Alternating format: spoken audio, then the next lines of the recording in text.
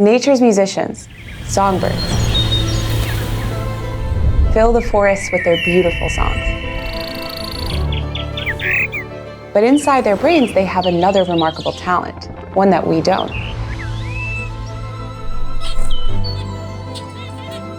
They're able to regenerate parts of their brain, even as adults. Through a process called adult neurogenesis, songbirds generate new neurons throughout their lifetime.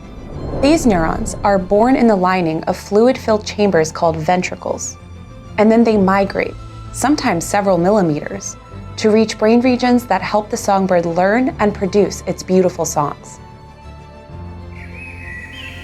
But how they reach these regions is a mystery.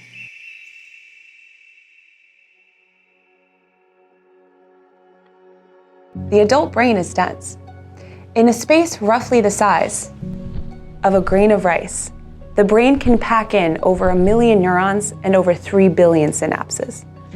How can a brand new neuron squeeze through all of that without disrupting what's already there? To understand how this works, we previously recorded inside the living songbird brain and watched neurons as they migrated in real time. What we saw was surprising. New neurons were highly dynamic, wandering in every direction, making frequent turns. But even watching this up close in a living bird, we still couldn't see how the new neurons were getting through. To answer that, we had to zoom in even closer, down to the level of individual connections.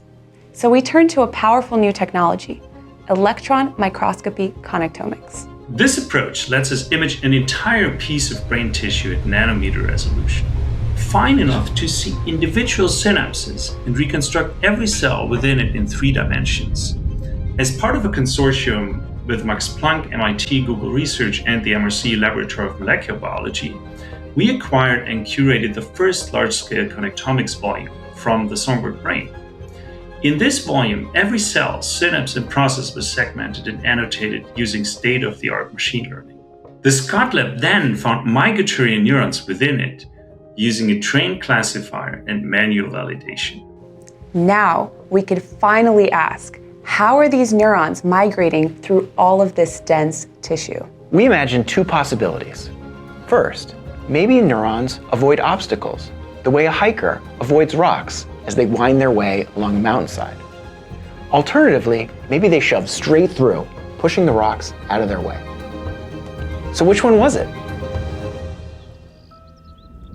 When we looked closely enough at the structure surrounding the migratory neurons, we saw it.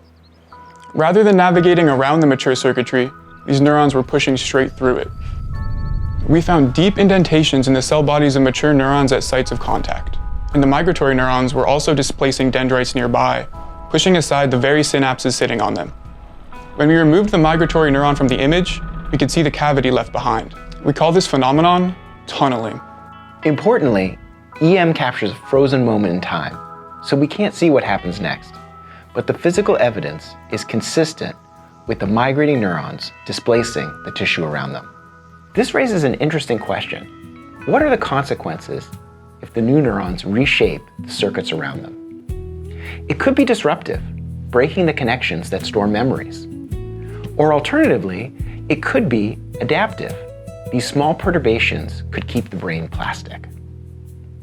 We still have much to learn about how and why this process works.